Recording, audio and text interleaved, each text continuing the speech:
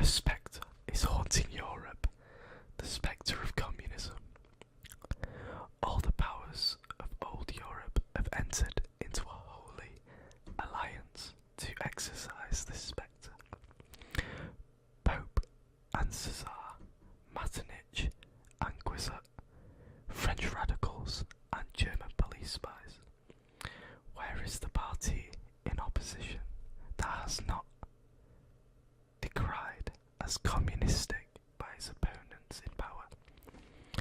Where the opposition that has not held back the branding reproach of communism against the more advanced opposition parties as well as against its reactionary adversaries?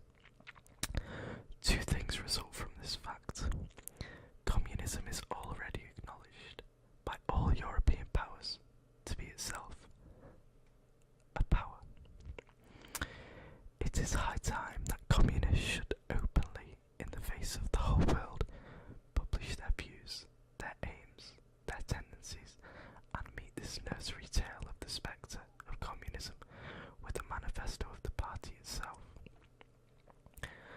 To this end, communists of various nationalities have assembled in London and sketched the following manifesto to be published in the English, French, German, Italian, Flemish and Danish languages.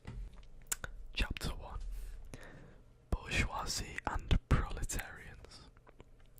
The history of all hetero existing society in the history of class struggles, freeman and slave, patrician and plebeian, lord and serf, guildmaster and journeyman, in a word, oppressor and oppressed, stood in constant opposition to one another, carried on an uninterrupted, now hidden, now open fight.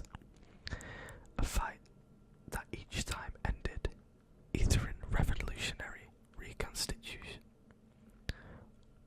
or society at large, or in the common room of contending classes. In the earlier epochs of history, we find almost everywhere a complicated arrangement of society into various orders, a manifold gradation of social rank. In ancient Rome, we have partitions, knights, plebeians, slaves. In the Middle Ages, feudal lords, vassals, guildmasters, journeymen, apprentices, serfs.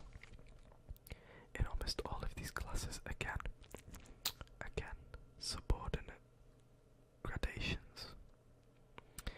The modern bourgeoisie society that has sprouted from the ruins of feudal society has done away with the class. It has but established new classes, new conditions of oppression, new forms of struggle in a place of the old ones. Our epoch, the epoch of the bourgeoisie, possesses, however, this distinctive feature. It has simplified the class of antagonisms.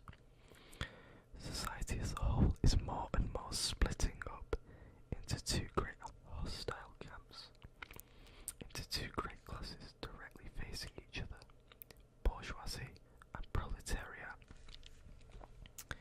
From the serfs of the Middle Ages sprang the chartered burghers of the earliest town.